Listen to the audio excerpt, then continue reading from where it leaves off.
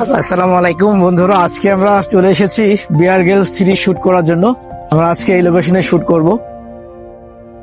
আমাদের সাথে আমাদের সকল টিম মেম্বাররাই আছে। আমরা আসলে আমাদের আসল যে গন্তব্য স্পট সেখানেই যাওয়ার চেষ্টা করছি। পেছনে দেখা যাচ্ছে সব আমাদের টিম স্কোয়াড যারা যারা আছে।